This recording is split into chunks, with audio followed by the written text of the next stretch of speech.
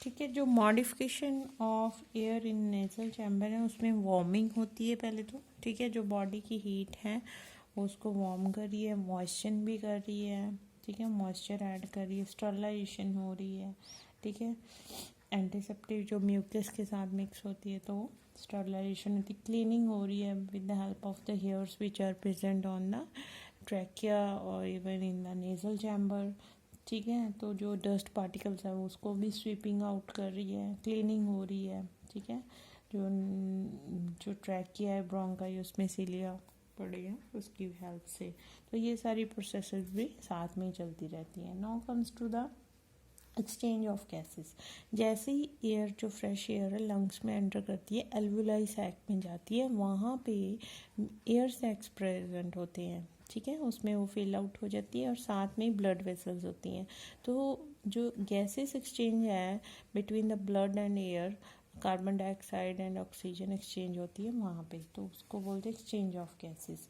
Blood में से carbon dioxide निकल के एयर में चला जाता है और oxygen from the air into the blood चला जाता है। Now comes to the next part of the respiratory system, that is the expiration. Expiration में जो इंस्पिरेशन में हुआ था उसके बिल्कुल उल्ट होएगा। ठीक है, जो कॉन्ट्रैक्ट थे मसल्स, एक्सटर्नल इंटरकोस्टल मसल्स, वो रिलैक्सिंग पोजीशन पे आ जाते हैं। ठीक है, उसके वजह से रिब्स हैं वो भी अपने ओरिजिनल पोजीशन पे आ जाएंगी, थोरैकिक कैविटी भी। उसकी वजह से जो लंग्स के ऊपर है प्रेशर ज़्यादा होएगा, लंग्स भी आपके अपने कन्वेक्स फॉर्म में आ जाएंगे, पोस्टीरियरली ओरिजिनल पोजीशन में आएंगे। तो इंटरनल जो लंग्स प्रेशर है वो क्या इंक्रीज हो जाएगा, वो फाउल एयर को पुश करेगा towards the outside through the trachea respiratory tract. ठीक है, तो जो एक्सपायरेशन है वो इतनी इफेक्टिव नहीं है in comparison to the inspiration. ठीक है, तो ये है all about the working of the respiratory system. एक शॉर्ट क्वेश्चन में आ जाता है sound producing organ of the rat. इसमें आपने लैरिंग्स बनाना है, फिगर 10.21 आपने इसके लिए करनी है। इसमें जो लैरिंग्स है that is a small box और small chamber which is present in the starting of the trachea. ठीक है, तो ट्रैकिया के स्टार्टिंग में ये प्रेजेंट रहता है।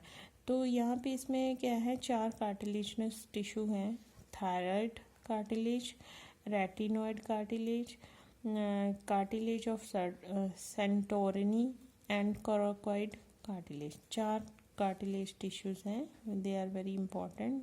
ठीक है, तो इसके अलावा यहाँ पे 2 पेयर हैं बैंड्स के। ठीक है, मसल्स हैं जो बैंड्स के, उसको जो इंटीरियर पेयर है उसको फॉल्स वोकल कॉर्ड्स कहते हैं और जो पोस्टीरियर पेयर है उसको ट्रू वोकल कॉर्ड्स है कहते हैं। तो जो साउंड प्रोड्यूस होता है वो ट्रू वोकल कॉर्ड्स की हेल्प से होता है। ठीक है, नॉर्मली ये जो वोकल कॉर्ड्स हैं एक दूसरे को क्रॉसिंग में पड़े रहते हैं।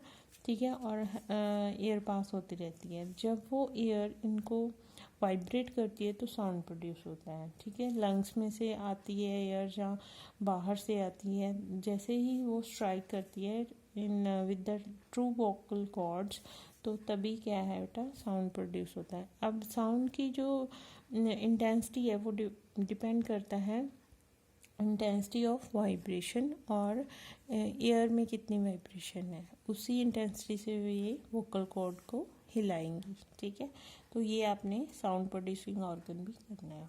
ठीक है, इसी के साथ आज का आपका respiratory system of rat finish होता है। Thank you very much.